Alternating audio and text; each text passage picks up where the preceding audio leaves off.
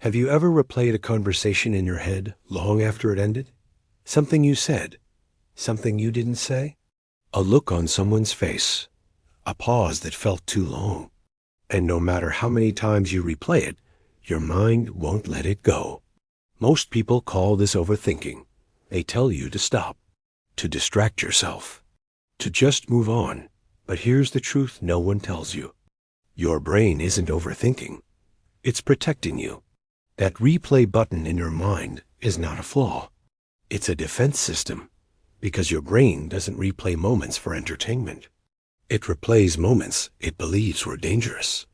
Not physically dangerous, socially dangerous. Your brain treats social mistakes the same way it treats physical threats. It scans, it rechecks, it rewinds. Because in the past, belonging meant survival. So when a conversation feels uncertain, your brain asks a single question. Did we mess up? And if it doesn't get a clear answer, it keeps searching. That's why the replay doesn't feel optional. It feels automatic. You're not choosing to think about it. Your mind just returns there, again, and again, and again. Not because you enjoy it, but because your brain wants resolution. And here's where it gets uncomfortable. The conversations you replay the most are usually the ones where you didn't feel fully safe. Maybe you felt misunderstood. Maybe you felt judged. Maybe you felt exposed. Or maybe nothing bad happened at all, but you couldn't read the room. And uncertainty is one of the most stressful states for the human brain. Your mind hates loose ends, so it replays the moment trying to rewrite it. What if I had said this instead? What if they took it the wrong way? What if I looked stupid? What if I offended them? What if they're thinking about it right now? Notice something important. Your brain isn't replaying the conversation to punish you. It's replaying it to prevent rejection. Because rejection, to your nervous system, still feels like a threat. Even if you know logically that one awkward moment won't ruin your life, your brain doesn't operate on logic. It operates on memory. And if, at any point in your life, being misunderstood, embarrassed, or criticized had emotional consequences, your brain learned to monitor interactions closely. It learned to analyze tone, facial expressions, pauses, subtext. It learned that what wasn't said could be just as important as what was.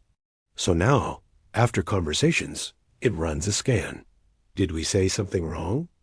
Did we say too much? Did we say too little? Did we give them a reason to pull away? This is why replaying conversations often gets worse at night.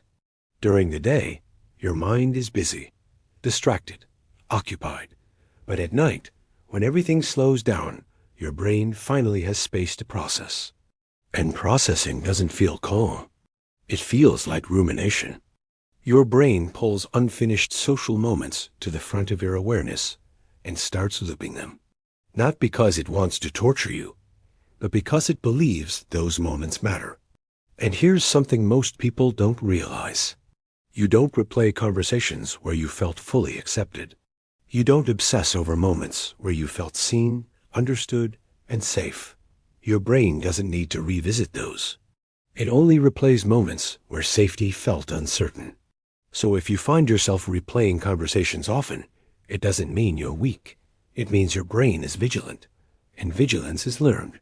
Many people who ruminate grew up needing to read people carefully. They learned to pay attention to mood shifts, to emotional temperature, to what was okay to say and what wasn't.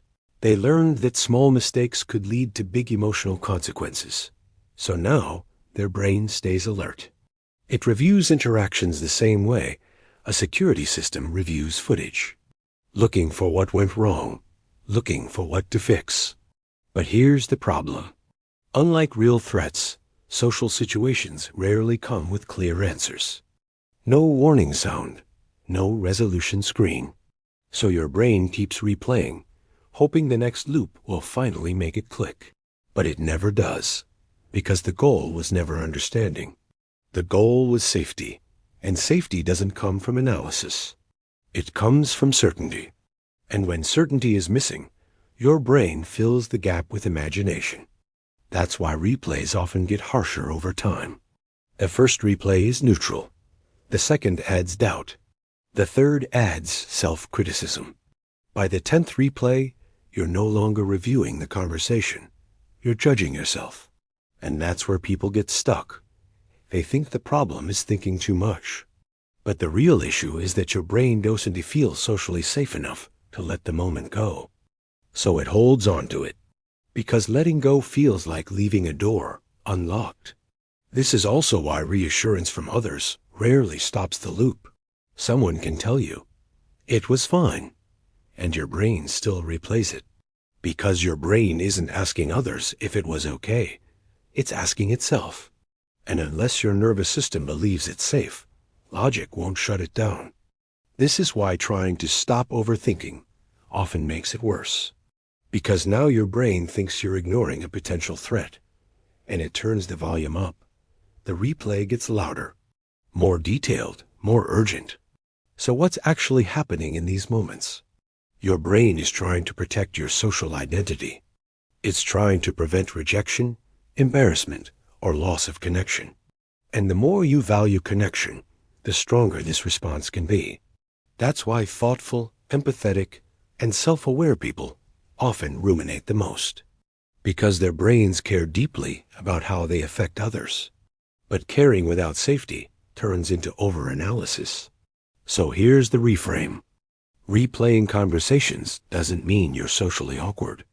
It means your brain is scanning for signs of danger in a world where danger is mostly emotional. And emotional danger is harder to detect. There's no clear ending. So the brain keeps looking. But here's the part that changes everything. Your brain doesn't need perfect conversations to feel safe. It needs proof that imperfection doesn't lead to rejection. And that proof doesn't come from replaying. It comes from experience. From moments where nothing catastrophic happens, even when things aren't perfect. From conversations that fade naturally without consequences. From realizing that most people are too busy replaying their own moments to obsess over yours. Slowly, your brain learns something new. And not every pause is a problem. Not every awkward moment needs fixing. Not every conversation requires review. And when that learning happens, the replays lose their urgency. They don't disappear overnight, but they soften. They become quieter, less convincing, less demanding. Because your brain starts to understand that safety doesn't come from control. It comes from tolerance. Tolerance for uncertainty. Tolerance for imperfection. Tolerance for being human. So the next time you catch yourself replaying a conversation again, don't ask, "Why can't I stop thinking about this?" Ask, "What is my brain trying to protect me from?" That question changes the tone, because now you're not fighting your mind. You're listening to it. And when your brain feels heard, it doesn't have to shout as loudly.